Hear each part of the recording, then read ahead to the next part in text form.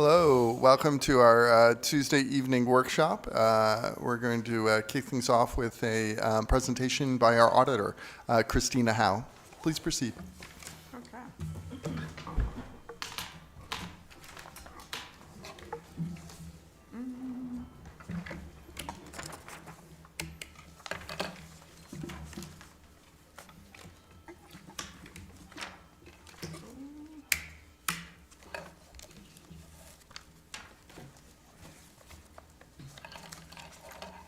Bear with me here.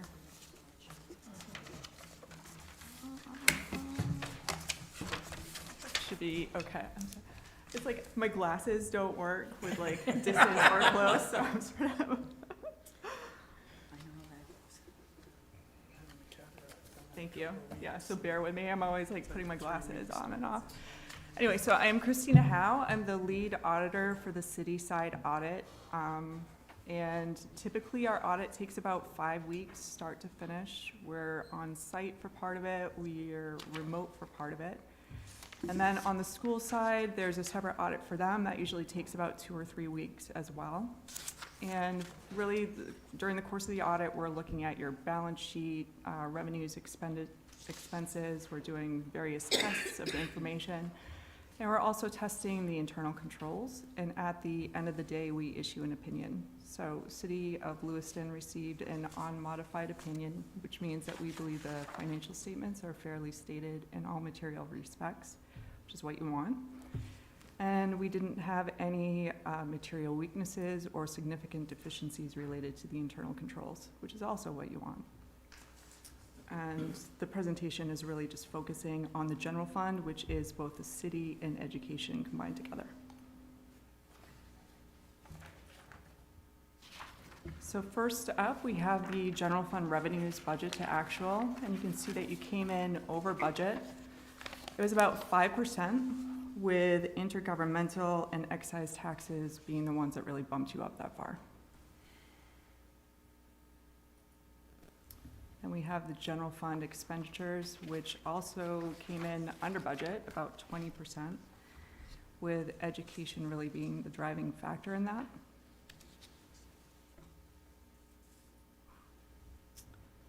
We get to the general fund equity, and you have 4 classifications of equity. There's non-spendable, there's the restricted fund balance, and that's for the education general fund. There's the assigned fund balance, which is made up of several different things, most of which is the unemployment, workers' comp, and the encumbrances. And if you look, you can see your assigned fluctuates year to year, and that's really just, what do you guys have for encumbrances year to year? So last year, I think you were at 6.6 million. This year, I think it was about 13 million that you had for encumbrances. And then you have your unassigned, and that went up about 8% or 11% this past fiscal year. Then we just have a fund balance analysis for the past 11 years, and you can see that it's gone up quite a bit over an 11-year period, with the past 3 to 4 years really shooting up there quite a bit.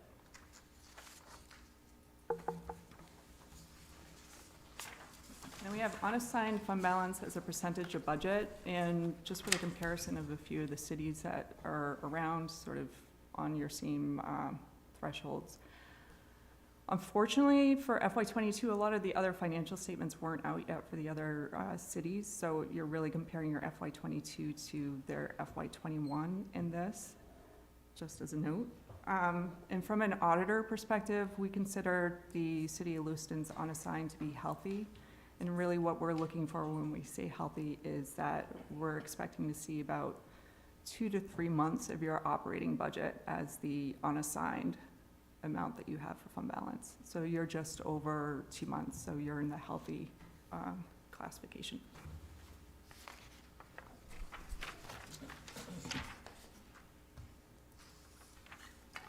Hold on just a second.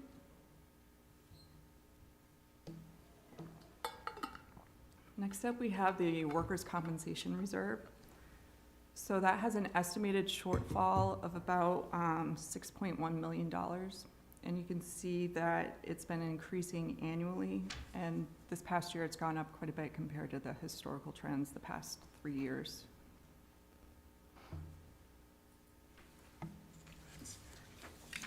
And then for the final slide, we have the debt per capita as compared to other communities, with Lewiston being at the midway point, just below City of Portland. So that was it for slides. I just wanted to go over one more thing, which is, as part of the audit, also we do federal compliance testing. So this past year, between the city and the school side, we actually had to test 5 programs. The school side, they're still finishing up one final test. But on the city side, we tested the lead hazard grant program. We did note a couple of issues related to the vendor contracts, but those are things that should be pretty easily remedied, and I'm imagining that's going to drop off as a comment next fiscal year. So that was pretty much it.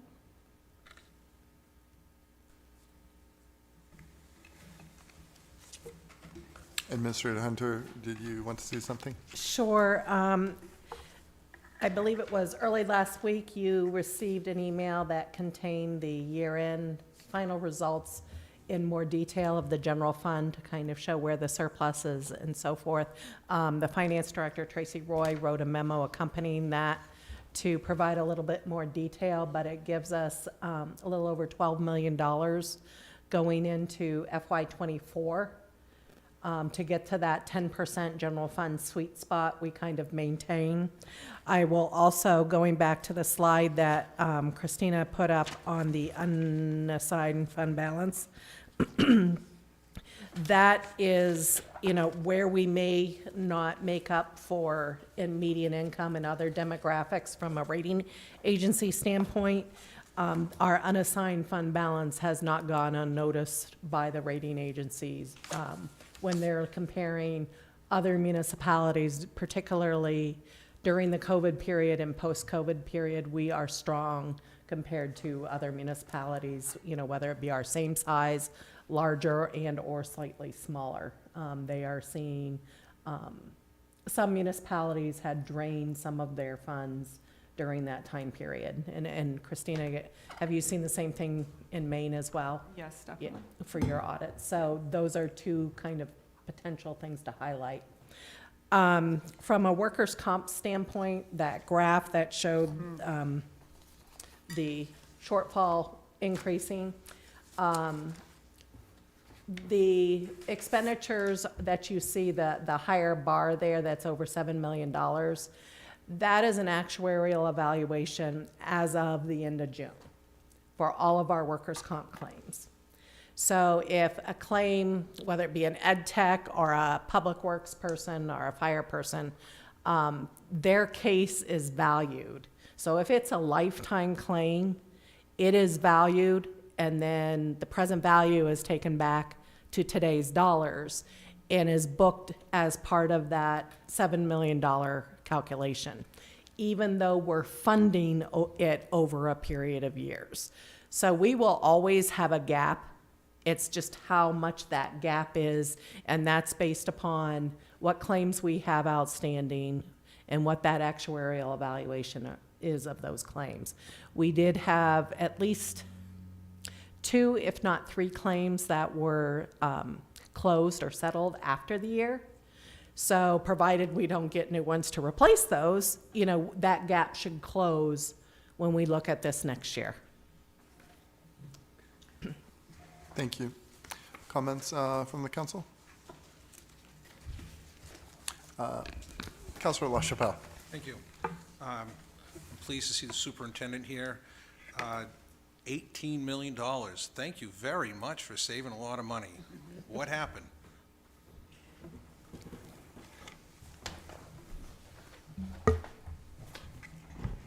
Christina, can I get you to move the mic closer to you next time you speak? It's a combination of things, and as we've shared through our last few budget cycles, we've tried to be very deliberate about our federal emergency dollars to ensure that we are not building a bill that we can't sustain. And so while we've pushed off some things, we've done so deliberately to save some money for future budget cycles. Also, we've had the challenge with labor, just like everybody else has. So all those unfilled positions and the benefits associated are savings. And instead of spending freely with money that sits on the books, we are choosing to budget for the future to be conservative. Good job. I'm sure you're going to roll that into this year's budget. Yeah, a portion of it. And we're working with Heather and the team from a fiscal responsibility standpoint for our city as a whole, and just doing what we can.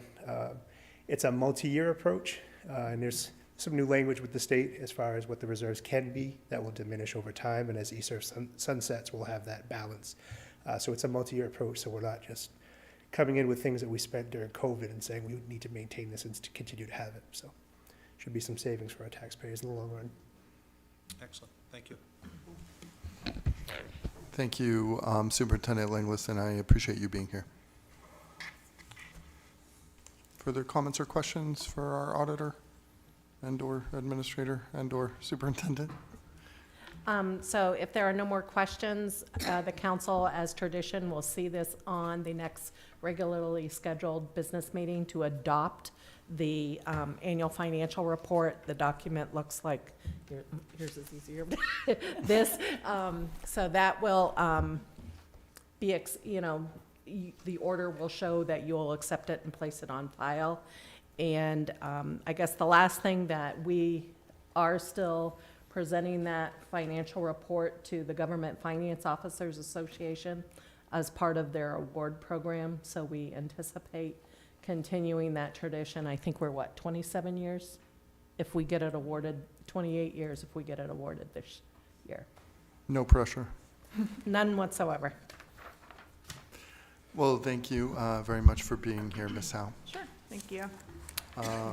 We are heading into executive session. Administrator Hunter? Yes, pursuant to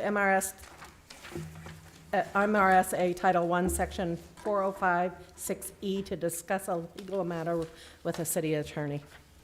All in favor? We're heading into executive session, and we'll be back by 7.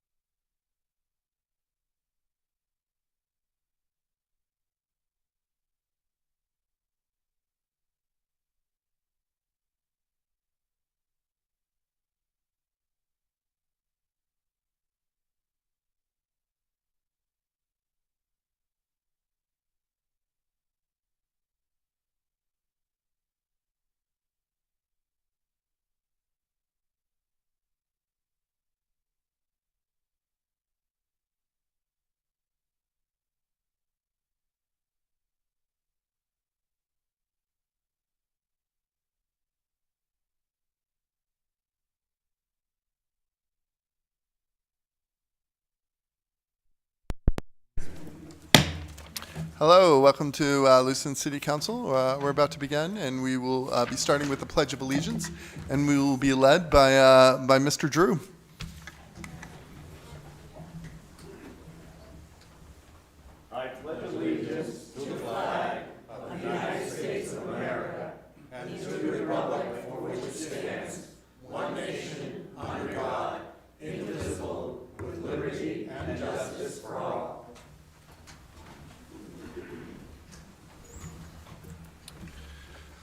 Before we began this evening, we had unexpectedly lost Lewiston Middle School teacher, Tim Strom, and if you can please join me in a moment of silence for him.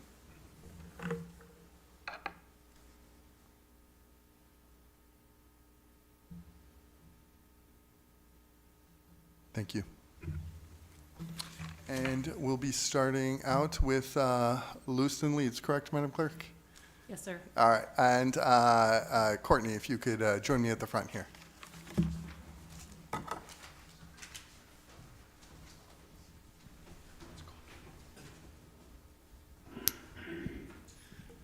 Thank you. This month for Lewiston Leads, we have a very special local businesswoman, Courtney Schlachter. I practiced. In 2016, she opened Quiet City Books in a tiny 150 square foot room. I almost forgot that, by the way.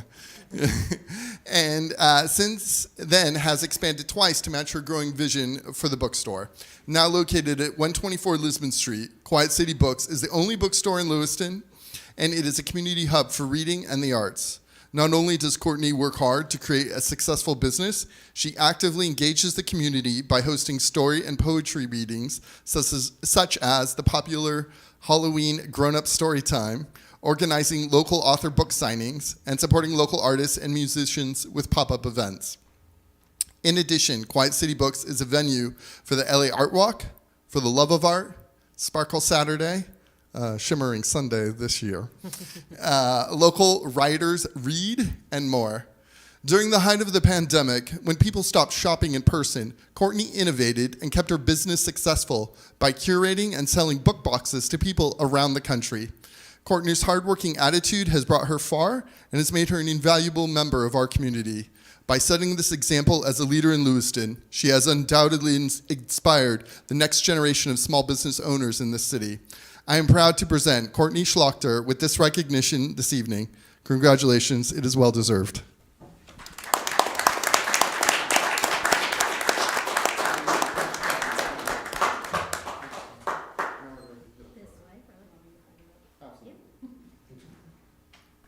Three, two, one. Thank you.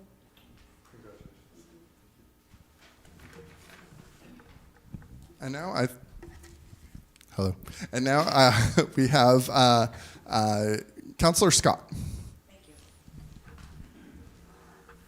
Thank you. And could I have Drew, Sue, Janela, would you like to come up here also? No? Okay.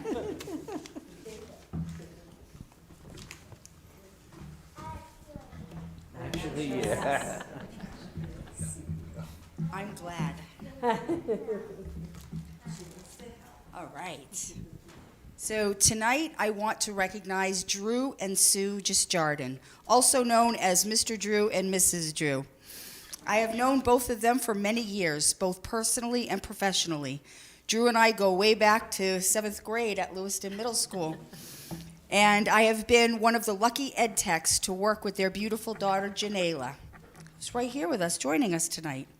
Drew and Sue are exceptional parents, and their passion and love for kids has no bounds. As foster parents for many years, they have helped many kids in our community. They have also adopted 3 beautiful children. Drive by their home in October or December, and you'll see why kids in their neighborhood love going to or by Mr. and Mrs. Drew's house. They are definitely one of the go-to spots in Lewiston on Halloween. But Drew and Sue are best known for their amazing Mr. Drew and His Animals 2 Exotic Animal Rescue and Education Center located at the Pepperell Mill on Lisbon Street. Drew has been working with exotic animals for over 35 years and turned this passion into a small home business in 2012. It was then that Drew not only rescued exotic animals throughout the state, he also began educating local children about these animals. bringing them to schools and local events, giving kids the opportunity to touch and hold snakes, turtles, lizards, and spiders. Every kid's dream and sometimes mine. Why didn't you bring the snake tonight? I would have put it around my neck while we did this. I know you are. In 2018, they opened their center at Pepperell Mill, turning it into not only a place to house the rescued animals, but also an education center focused on these animals, exploring nature, environmentalism, geology, and more. Today, you will find Drew everywhere, with Sue providing the background that their family needs all the time. As Drew visits more classrooms in our schools, sets up displays, and brings his animals to our local movie nights in the park, attends several different festivals and events, gives shows at kids' birthday parties, and can be seen on the local news talking about his work. It's like late night with, remember that guy that used to come on with the zoo guy? That's what I think about every time I see you on the news. Yeah, something, yeah. They have a true passion for conservatism, environmental awareness, and Drew's One Piece at a Time campaign has encouraged kids and adults alike to pick up trash around our community and keep it beautiful. Their center has now become a destination place for Lewiston and brings in not only local families, but families and folks from all over Maine and New England. They have a vision to grow and expand and are now in the process of finding bigger venues to offer more than for the animals and more educational opportunities. Imagine Lewiston with its very own exotic animal and natural science museum. We can thank Drew and Sue for that. Drew and Sue are not only caring and giving neighbors, they are true advocates for the city of Lewiston and for all of us. And please help me in honoring and hand applause for Drew and Sue and his animals too.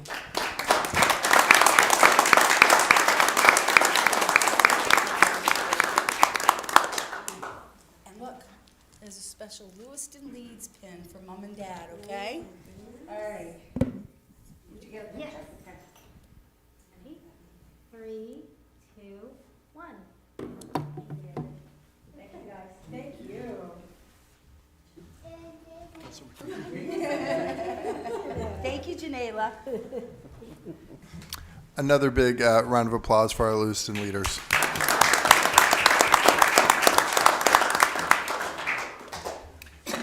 Books and snakes, what's not to like?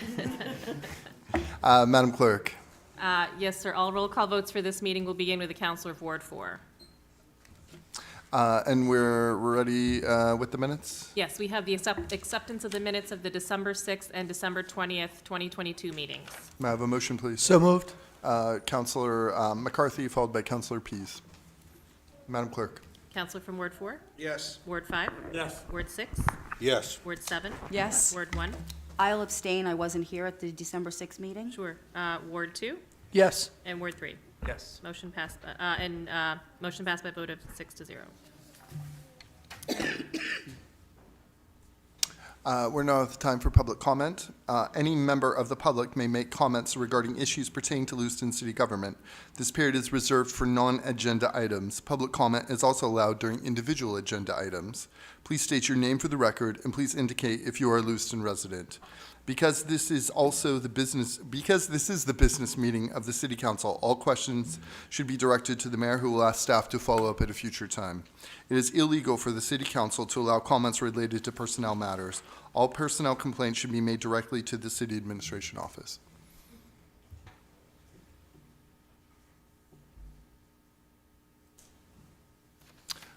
Madam Clerk, agenda item number 1. Or item number 1, public hearing on a renewal application for a special amusement permit for live entertainment for the Midtown Athletic Club, 875 Lisbon Street. Requested action to grant a special amusement permit for live entertainment to the Midtown Athletic Club, 875 Lisbon Street. May I have a motion? Councilor Pease, followed by Councilor LaChapelle. Discussion? Public comment? Back to the council? Madam Clerk, please call the vote. Counselor from Ward 4? Yes. Ward 5? Yes. Ward 6? Yes. Ward 7? Yes. Ward 1? Yes. Ward 2? Yes. Ward 3? Yes. Motion passed by a vote of 7-0. Agenda item number 2. Item number 2, public hearing on a renewal application for a special amusement permit for live entertainment for Da Vinci's, 150 Mill Street. Requested action to grant a special amusement permit for live entertainment to Da Vinci's, 150 Mill Street. So moved. Councilor Jelinas, followed by Councilor Pease. Discussion? Public comment? Back to the council. Madam Clerk, please call the vote. Counselor from Ward 4, Yes. Ward 5, Yes. Ward 6, Yes. Ward 7, Yes. Ward 1, Yes. Ward 2, Yes. Ward 3. Yes. Motion passed by a vote of 7-0. Agenda item number 3. Item number 3, public hearing and final passage for an amendment to the Appendix A of the Code of Ordinances, Zoning and Land Use Code, Article 2 definitions. Requested action, that the proposed amendments to Appendix A of the Code of Ordinances, Zoning and Land Use Code, Article 2 definitions receive final passage by a roll call vote. So May I have a moved. motion? Counselor Harriman, followed by Counselor LaChapelle. And Director Hediger, do you want to kick us off? I will somewhat take my lead from you folks this evening because we did have a lengthy discussion back on the 3rd with respect to the next 7 items or so. This one is an amendment to Article 2 definitions. Again, we are removing the term lot coverage ratio. This relates to other terms within the ordinance, particularly that big matrix that you'll see later on where we got rid of lot coverage in place of impervious surface instead. Thank you. Discussion? Public comment on this agenda item? Back to the council. Madam Clerk, please call the vote. Counselor from Ward 4, Yes. Ward 5, Yes. Ward 6, Yes. Ward 7, Yes. Ward 1, Yes. Ward 2, Yes. Ward 3. Yes. Motion passed by a vote of 7-0. Item number 4.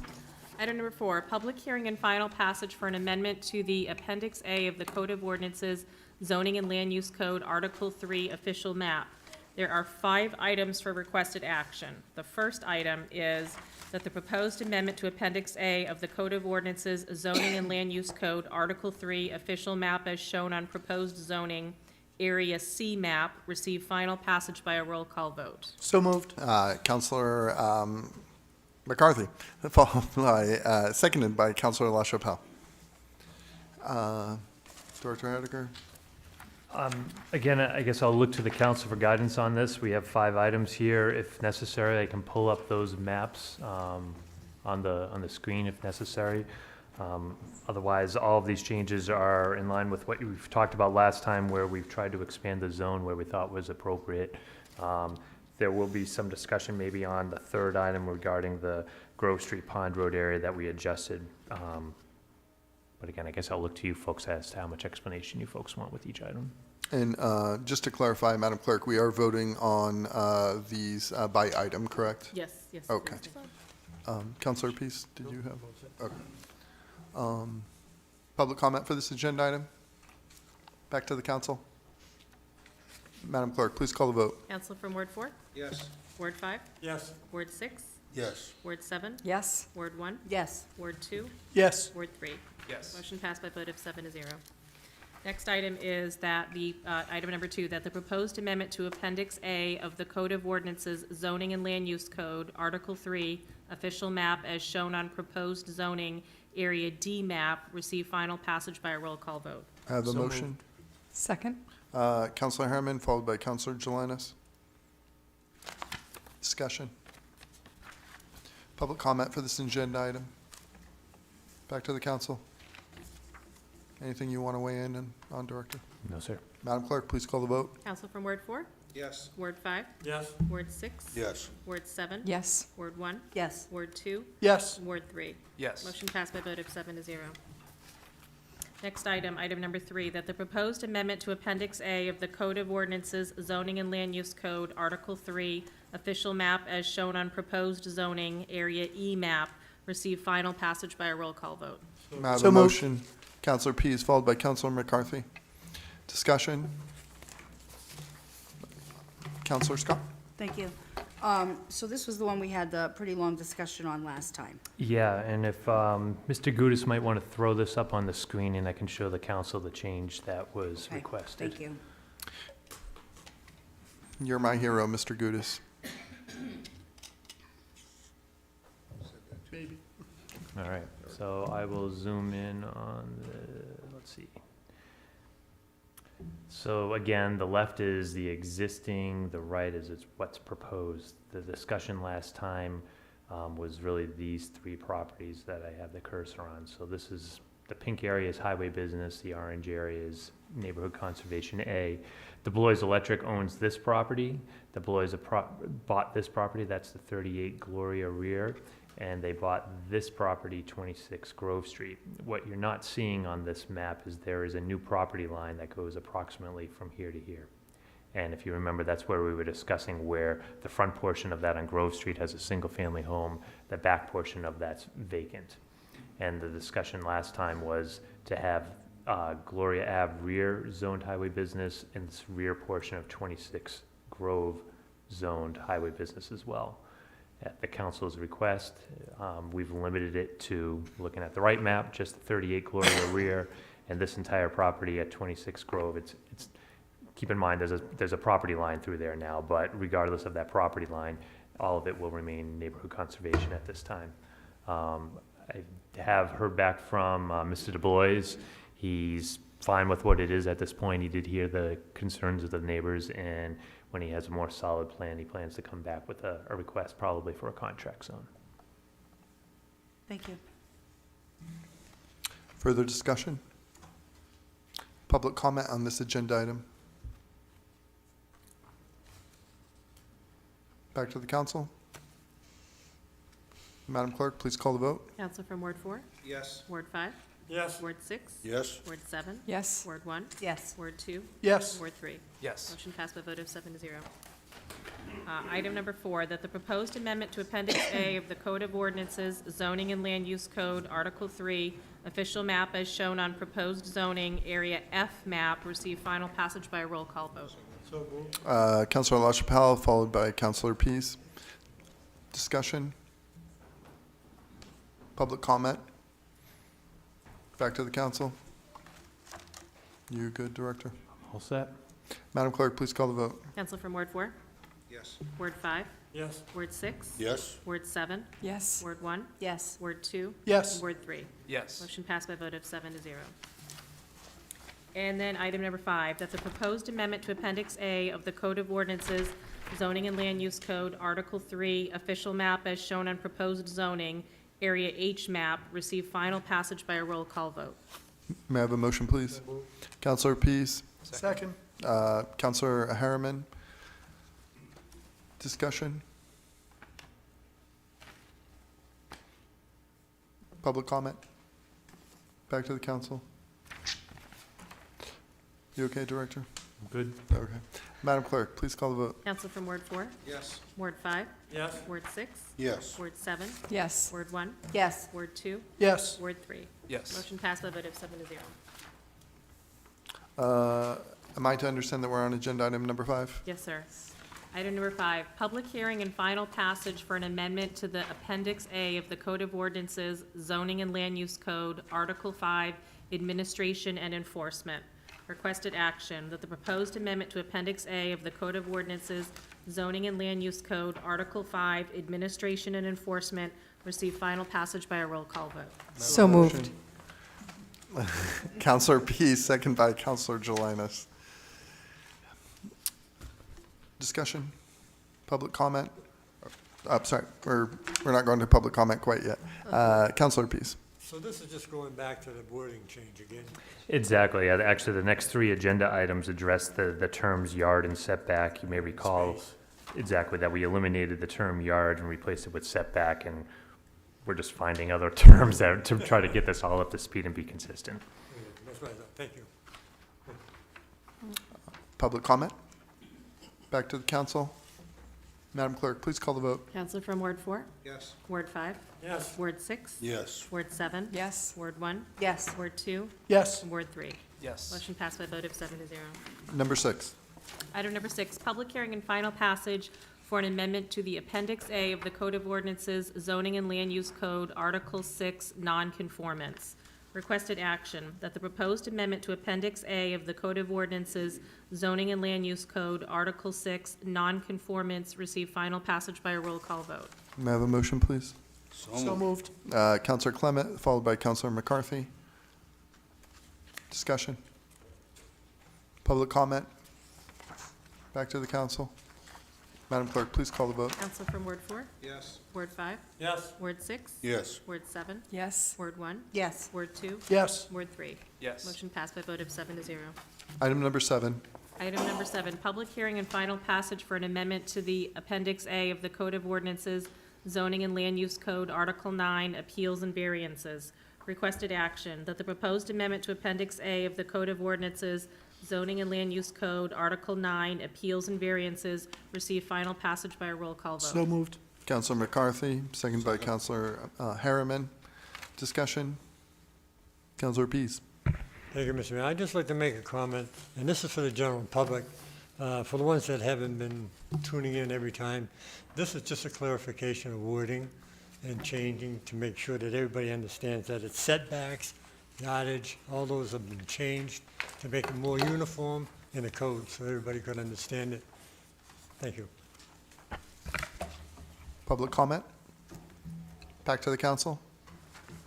Madam Clerk, please call the vote. Counselor from Ward 4? Yes. Ward 5? Yes. Ward 6? Yes. Ward 7? Yes. Ward 1? Yes. Ward 2? Yes. Ward 3? Yes. Motion passed by a vote of 7 to 0. Agenda item number 8. Item number 8, public hearing and final passage for an amendment to the Appendix A of the Code of Ordinances, Zoning and Land Use Code, Article 11, District Regulations. Requested action, that the proposed amendment to Appendix A of the Code of Ordinances, Zoning and Land Use Code, Article 11, District Regulations, receive final passage by a roll call vote. May I have a motion? Counselor Pease, second by Counselor LaChapelle. Discussion? Public comment for this agenda item? Back to the council. Madam Clerk, please call the vote. Counselor from Ward 4? Yes. Ward 5? Yes. Ward 6? Yes. Ward 7? Yes. Ward 1? Yes. Ward 2? Yes. Ward 3? Yes. Motion passed by a vote of 7 to 0. Agenda item number 9. Item number 9, public hearing and final passage for an amendment to the Appendix A of the Code of Ordinances, Zoning and Land Use Code, Article 13, Development Review and Standards. Requested action, that the proposed amendment to Appendix A of the Code of Ordinances, Zoning and Land Use Code, Article 13, Development Review and Standards, receive final passage by a roll call vote. May I have a motion, please? So moved. Counselor McCarthy, followed by Counselor Pease. Discussion? Public comment? Back to the council. Director Hediger, thank you for all of your hard work. We can keep going if you want. I mean, I'm sure like the other agenda items will probably appreciate the speed here, so, you know, it's like. Madam Clerk, please call the vote. Counselor from Ward 4? Yes. Ward 5? Yes. Ward 6? Yes. Ward 7? Yes. Ward 1? Yes. Ward 2? Yes. Ward 3? Yes. Motion passed by a vote of 7 to 0. Thank you. Thank you. Thank you for all your hard work. See you guys in March. Take the rest of the night off. Agenda item number 10. Item number 10, order authorizing a supplemental appropriation from the Federal Forfeiture Fund for an equipment purchase and associated training costs in the amount of $102,396. Requested action to approve the order authorizing a supplemental appropriation from the Federal Forfeiture Fund for an equipment purchase and associated training costs in the amount of $102,396. So moved. Counselor Jelinas, followed by Counselor Pease. Chief St. Pierre, do you want to kick us off here? Sure. Just to explain this a little bit more, the reason I'm asking for this outside the budget, if you recall, last budget season, I asked for new shotguns, which we just actually got. So we're going to be planning on training on those in the spring. Now, our pistols that we carry, our sidearms, have reached their maturity date. Normally, we'll get 6 years out of it. We stretched it to 7 years. I'm here to ask to use drug forfeiture money so that I do not have to include this in the budget, and we can get it from federal drug forfeiture. There's a couple reasons that I'm asking for this now. The prices of the Sig Sauer pistols that we intend on going to are people that sell them to us, and there's only one person that has the market here, suggests that the prices are going to go up shortly by 2 to 3%. If we don't act now. Further, our trade-in for our Glocks that we currently have, the Glock 45s, are going to diminish in value significantly by about 8 to 10%. So given that, along with the price of ammo and the availability of ammo, it's much easier to get 9mm ammo, so we're switching from 45, if this is approved, to 9mm. So the prices are cheaper for 9mm, and also the availability is much more. The pistols we're also asking for, we're going to get a red dots sight on them, which will certainly improve accuracy. In our line of work, wherever our bullets go, if we have to choose to shoot, is very important, to make sure that we are accurate with the placement of those shots. And some studies have suggested that these red dots will markedly improve that. So included in this purchase, for the $102,396 is the ammo, the training that goes along with it. We'd obviously have to change our holsters because they're going to be a different fit than the Glocks 45s that we currently carry now. Thank you, Chief. Discussion. Councilor LaChapelle. Chief, your decision to go with red dot instead of the green, isn't the green been proven to be better for daytime than the red dot? That's outside of my realm of expertise, but our firearms instructor, our lead firearms instructor, have done a lot of research. I'm sure you probably have some good input, being the connoisseur of firearms yourself. It's just industry, they're kind of shifting towards the green dot, particularly for the day use. Red dot, you seem to get lost in it. That's just a question. Okay. And the decision to go from 45 down to 9, that's just based on, There's a lot of reason. A lot of it's, ammo supply and availability. It's a lot easier to get 9mm and they're ammo, and it's cheaper than the 45. 45s used to be, we went to them, I'll be honest, because there was more stopping power is what they were saying. But now the way that ammunition has evolved, 9mm are made just as, that they're just as good as the 45, so studies show. are they going with full metal jackets, or are they going with an aggressive round? I'm not quite sure. Well, just my concern, and particularly happened with Lewiston. We've had a couple of situations in Lewiston that we've used 9mm and have encountered an assailant, and particularly in the parking lot, and they picked up the person, and they shook out his jacket, and all 3 rounds dropped out of the jacket. So I'm just looking for more protection for the officer or anybody else involved, questioning the stopping power. Right, we've certainly made some changes since then. That prompted some studies by us back then, and we have since gone to the Hornady round, which are supposed to be way better than what we carried before. It's a faster and a stronger impact. Correct. Okay, thank you. Further comment from the council? Councilor Clement. Thank you, Mr. Mayor. I concur with Chief St. Pierre on this. The 9mm round, which years ago was considered to be inferior, has vastly improved in recent years. This Hornady critical duty ammunition is designed with stopping power in mind. I think any tool that we can give our police that's going to give them better odds in any situation where firearms are deployed or have to be deployed is definitely the right move.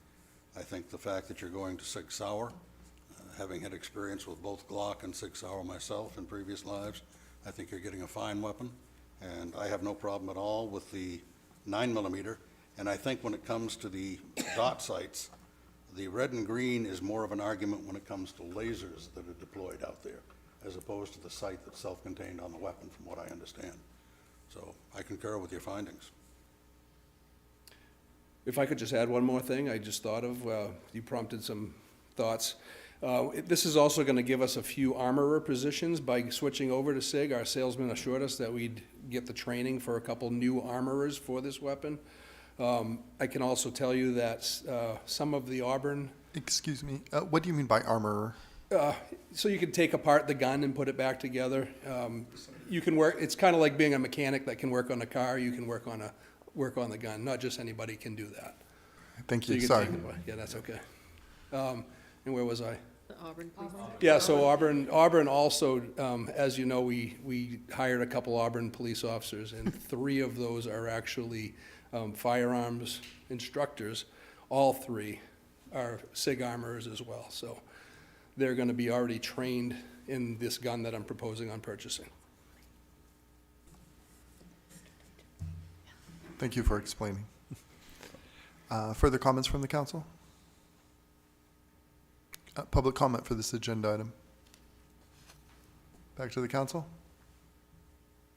Madam Clerk, please call the vote. Counselor from Ward 4? Yes. Ward 5? Yes. Ward 6? Yes. Ward 7? Yes. Ward 1? Yes. Ward 2? Yes. Ward 3? Yes. Motion passed by a vote of 7 to 0. Thank you very much, Chief. Thank you, sir. Agenda item number 11. Item number 11, order authorizing execution of municipal quitclaim deeds for real estate located at 800 Main Street. Requested action to approve the order authorizing execution of municipal quitclaim deeds for real estate located at 800 Main Street. Counselor Pease, followed by Counselor Harriman. Public comment or discussion from the council? Now public comment. Back to the council. Madam Clerk, please call the vote. Counselor from Ward 4? Yes. Ward 5? Yes. Ward 6? Yes. Ward 7? Yes. Ward 1? Yes. Ward 2? Yes. And Ward 3. Yes. Motion passed by a vote of 7 to 0.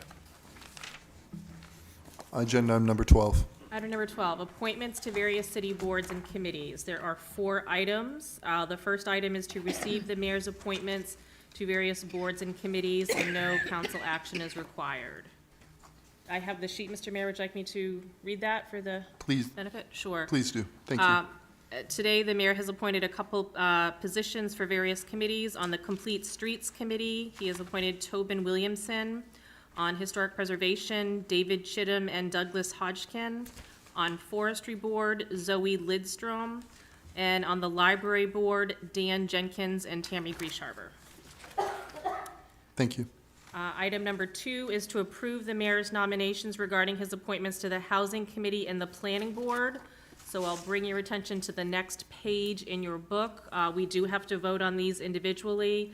So the first one before you would be Housing Committee full member financial institution representative, and the mayor has nominated Samantha Bickford.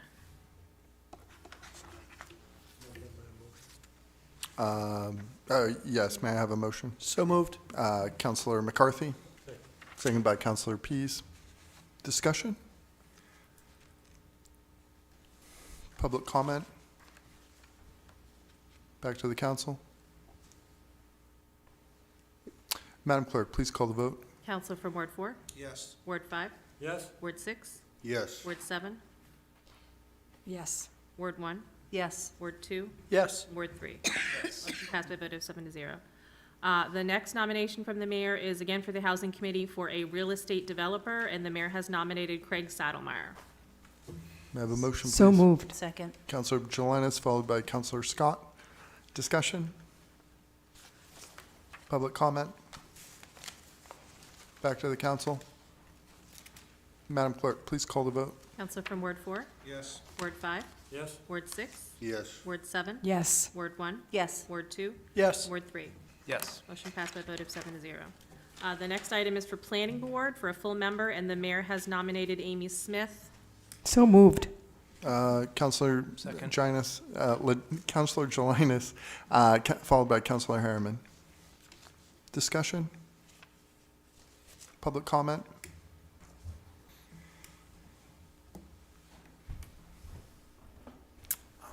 Hi, Josh Renagine, Planning Board member, resident of 189 Summer Street in Lewiston, Ward 1. Just wanted to say that he would be remiss to not promote Amy Smith to a full voting member. She has done some really amazing things in our community in both in so many different aspects, including a real comprehensive look at the housing stock here in the community, bringing high value tourist participation to the downtown,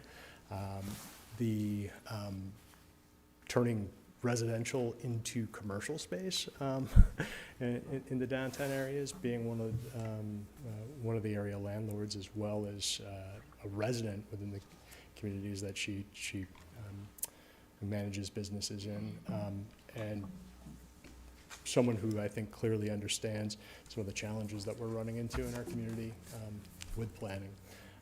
And so, yeah, I just strongly urge you to consider promoting her to a full member. Thank you. Further public comment? Back to the council. Madam Clerk, please call the vote. Counselor from Ward 4, Yes. Ward 5, Yes. Ward 6, Yes. Ward 7, Yes. Ward 1, Yes. Ward 2, Yes. Ward 3. Yes. Motion passed by a vote of 7 to 0. The next item is appointments of the city council that do not require a mayoral nomination. The first one would be Lake Auburn Watershed Protection Commission.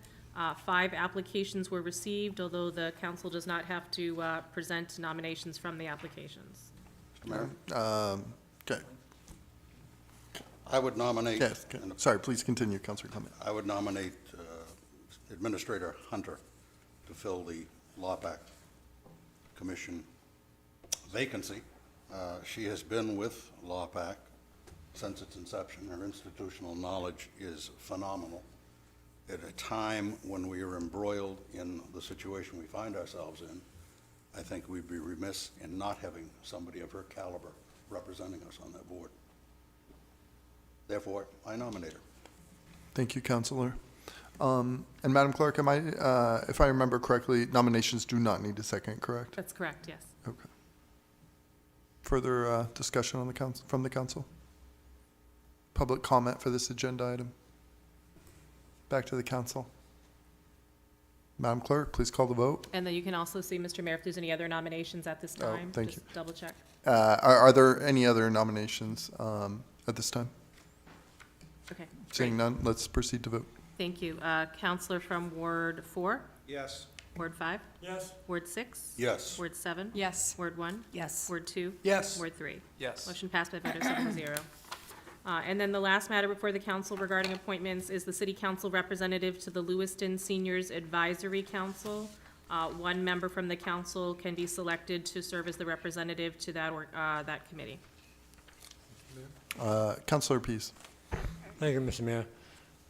I'd like to table this until the next regular meeting, if possible, so that we all have a chance to check our schedules and know if we can fit it in somehow. We're all kind of a little strapped, and we're going to see. I know myself, I have to look at my schedule to be able to do this. Seconded by Councilor LaChapelle. Can you, Madam Clerk, can you, so we currently have a motion to table it? Yes. Yeah, okay. Further discussion on this motion? Public comment? Back to the council? Madam Clerk, please call the vote. Counselor from Ward 4, Yes. Ward 5, Yes. Ward 6, Yes. Ward 7, Yes. Ward 1, Yes. Ward 2, Yes. and Ward 3. Yes. Motion passed by a vote of 7 to 0. Reports and updates, and I talked with our administrator, so I will do a brief year in review, just talk about a few things, and then I think our administrator will talk about a couple things, and then everyone else can chime in at that point with things I may have overlooked or forgotten. Everything okay? Okay. So in 2022, we have accomplished quite a few things for the City of Lewiston. The City Council advocated for its citizens, developed policies and ordinances, and started crucial initiatives. This evening, I want to review what was done this past year and celebrate our achievement. The city worked hard in 2022 and deserves to be recognized.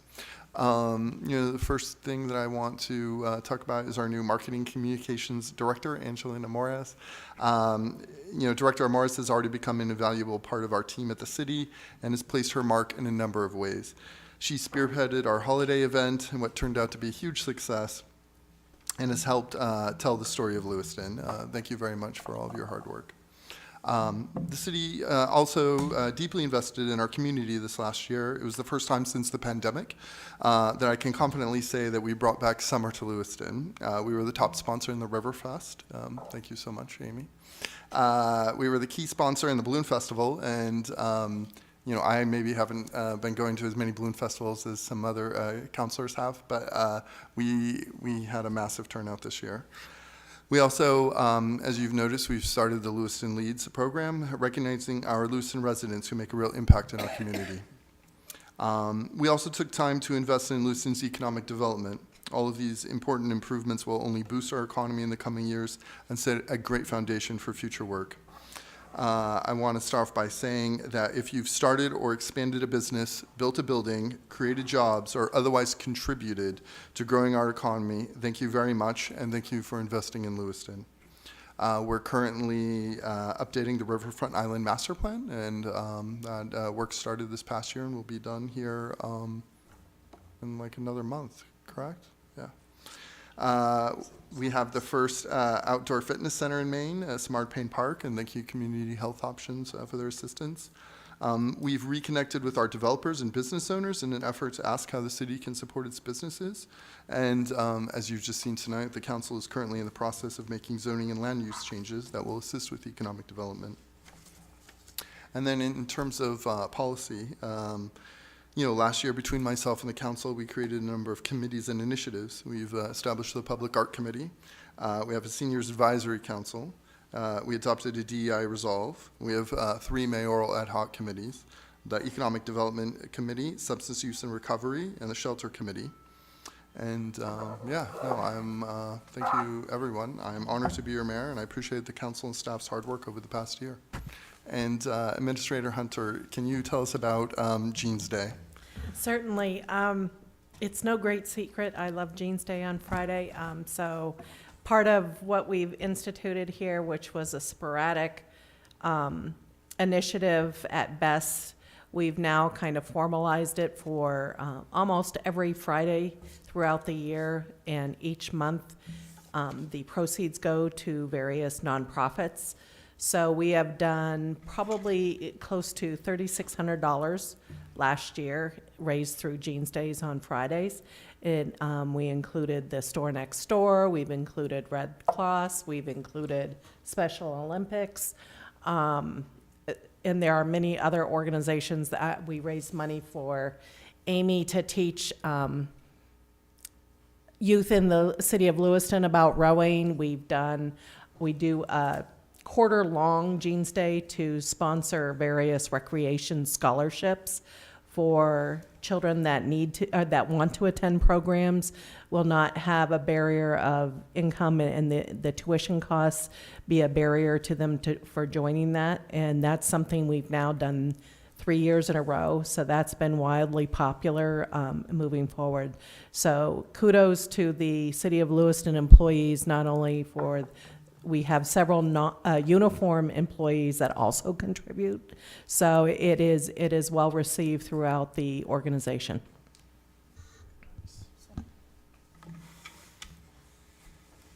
Further updates on year in review or updates in general?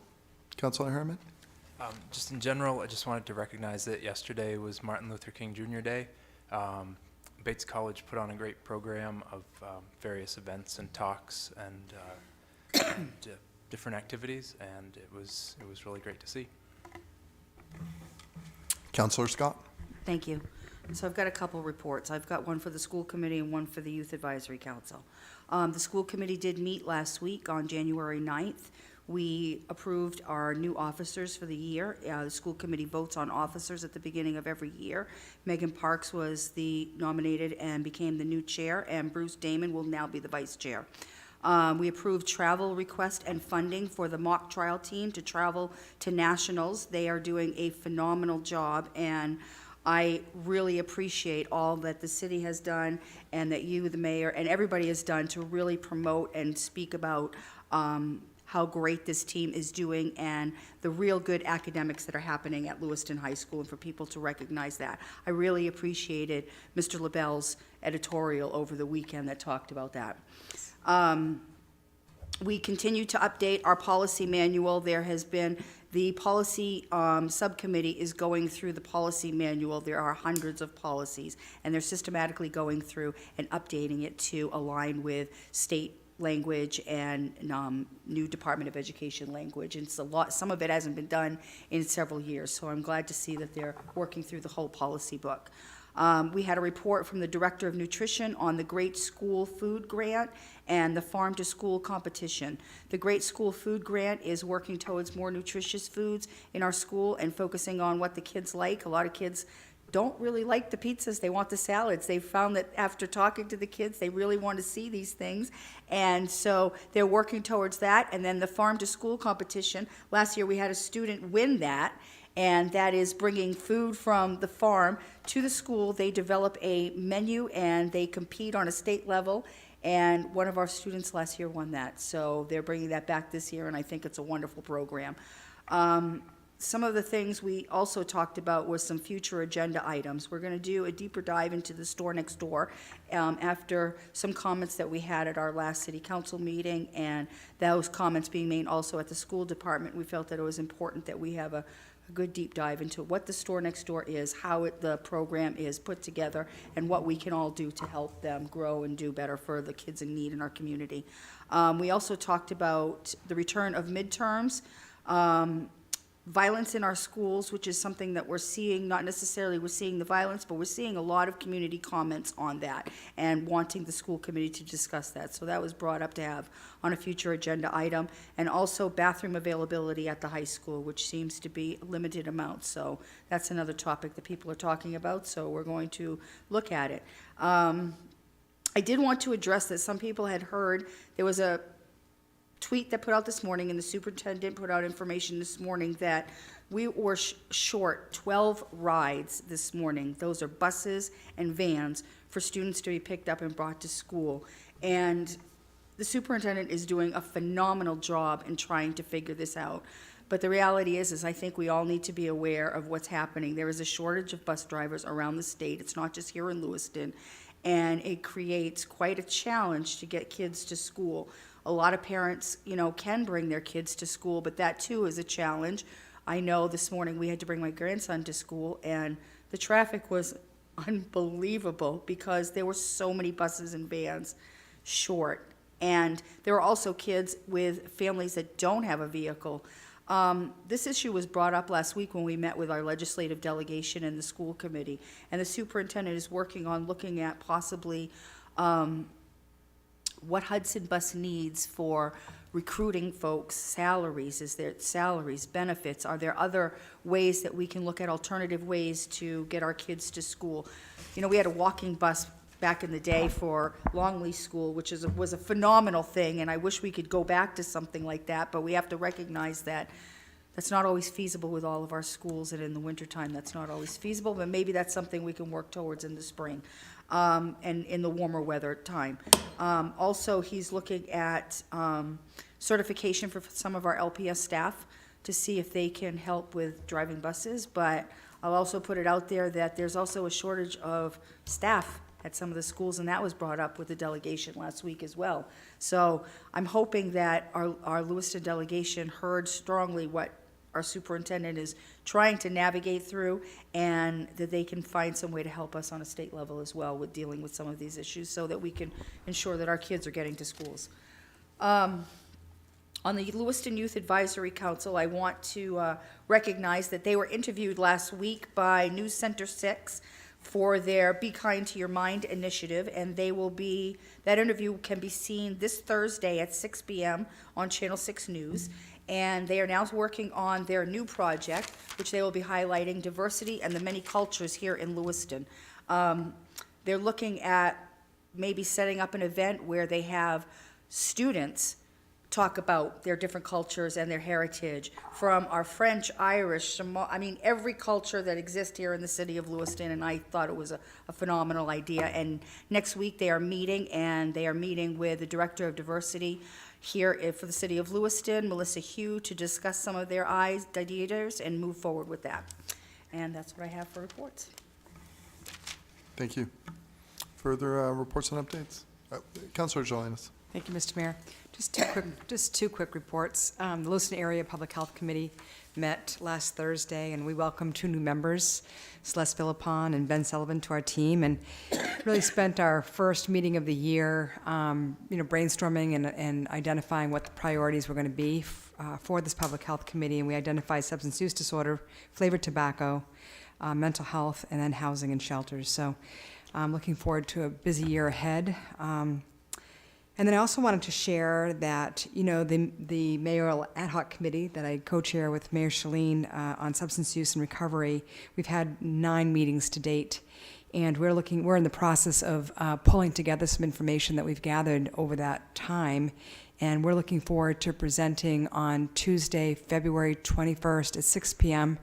At the workshop, and just would welcome people to come. We're going to be sharing a lot of information about what we've identified as the community assets, community needs, and bringing forth some recommendations for the city. Thank you.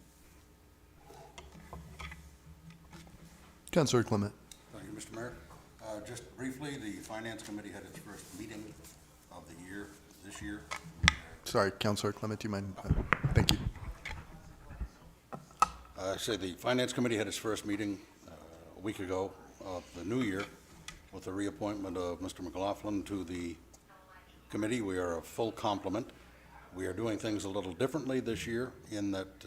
Pardon me one moment, Councillor Clement. Excuse me, if you're going to be... Oh, thank you. Sorry, please proceed, Councillor. We have established a subcommittee that is already working on the LCIP, making a recommendation to the council on that, and will be involved in the budget process with recommendations as well as is our charge under the charter. So things are going quite well. That's it. Thank you. And now we're up to new business. Yes. Is there any? Councillor Scott? Thank you. So a couple of things I had on a list here. I appreciate the year in review. I'm glad that we were able to do that.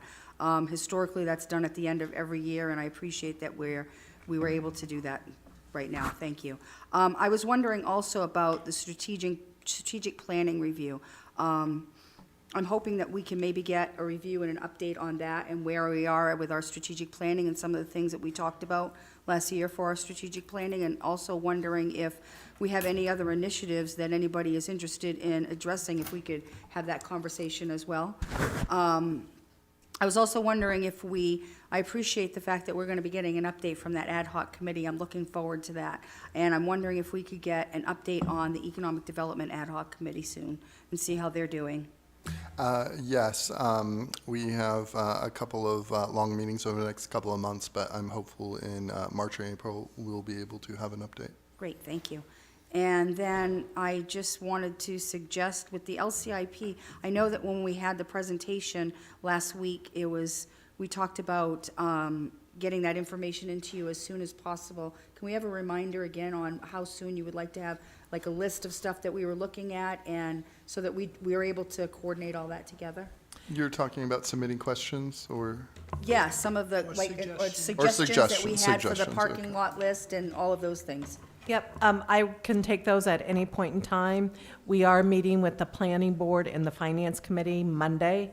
So members of both of those boards have already submitted questions, and that we will be reaching out to the departments and providing responses that we will circulate with the city council and with the opposite board at those times. If the council has anything that they know of right now for questions or commentary, please submit them, and then we can include those in kind of the summary of all three committees or our boards. Would you need that by tomorrow to submit for submittal to those? Ideally, yes, because we need to reach out to the department heads. If the response isn't evident, we would need to reach out to the department heads to get information. They may need to research it and so forth. Okay, thank you. That's all I have, Mr. Mayor, thank you. Thank you, Councillor. Councillor Clement. Thank you, Mr. Mayor. Just like to take this opportunity. I think all of my colleagues here are aware of what has happened in the last week. We're now back almost full strength in our police department. We are now able to do some of the proactive things that have been missing for a considerable period of time. We've been reactive, in some cases barely reactive, due to the numbers. So it's nice to see that we have the people out there. They did a couple of details in the past week. I was reading an interesting article in the paper today of one of the southern Maine cities that has taken on couple of projects having to do with hands-free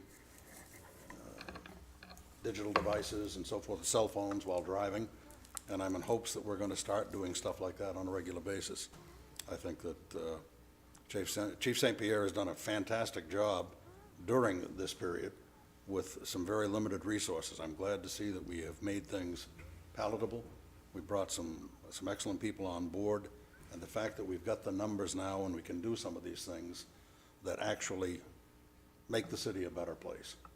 And I applaud them for sticking with us, and I'm sure things are going to continue to improve as we head down that road. Thank you. Thank you, Councilor. Seeing no new other business, Madam Clerk, I think we're ready to head into executive session. Sure. Item number 15, executive session to discuss real estate negotiations of which the premature disclosure of the information would prejudice the competitive bargaining position of the city. Requested action to enter into an executive session pursuant to Maine Revised Statutes Annotated Title I, Section 4056C, to discuss real estate negotiations of which the premature disclosure of the information would prejudice the competitive bargaining position of the city. So moved. Councilor McCarthy, second by Councilor Pease. Madam Clerk, please call the vote. Counselor from Ward 4? Yes. Ward 5? Yes. Ward 6? Yes. Ward 7? Yes. Ward 1? Yes. Ward 2? Yes. Ward 3? Yes. Motion passed by a vote of 7-0. We're heading into executive session. Good night, Lewiston.